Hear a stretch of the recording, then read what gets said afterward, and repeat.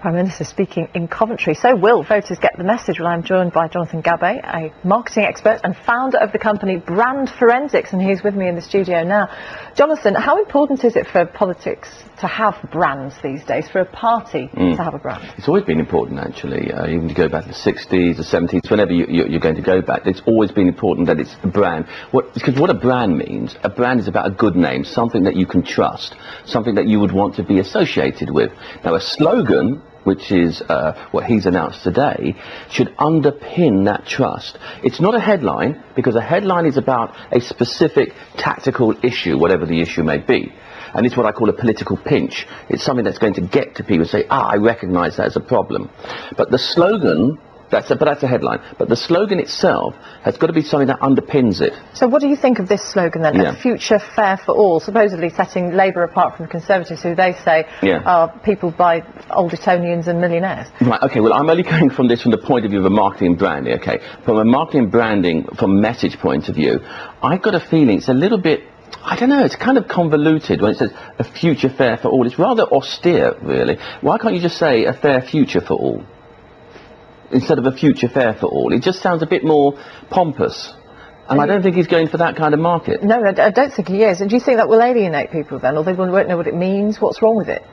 I think why can't they say, well, why can't you just speak in a straightforward kind of a way and just say what you want to say? He said, you know, in his speech today, one of the lines that he said, we must stand for the many and not the few. Well, you know what? As a line, as a slogan, stand for the many, not the few, I think it's better than a future fair for all.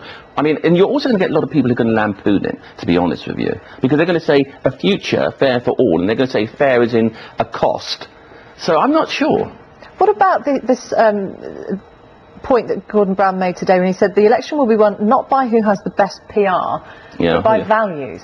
Okay, that sounds like a good PR statement, if ever I heard one. He also kept on going on about change. He says, if you believe in taking this country forward, not backwards, then Labour are the change makers in this election. You're going to hear that word from a PR point of view, I'm talking about the word change, many times. I think they're really trying to take on what happened last year with Obama with change, and he actually took it from, I'm looking at these notes here, from Bill Clinton in 1992, and he said it's time to change America. So they love change, but they never change. There's nothing new, I suppose, in many of... No, nothing changes. What about this idea of how you get the brand out there, how you get the slogan out there, and your message? Because we understand from Douglas Alexander, who's been speaking to one of the newspapers this weekend, that it's not going to be about broadcast anymore. It's going to be about one-to-one, two-way communication over the internet. It's all about Web 2.0. It's all about Web 2.0, social media, Twitterers. Twitterers will have the final vote because the Twitterers are the voice of democracy, and they will actually give the final vote. Jonathan, thank you very much indeed. Jonathan Gabay from Brand Forensics. Good to talk to you. Thanks so much.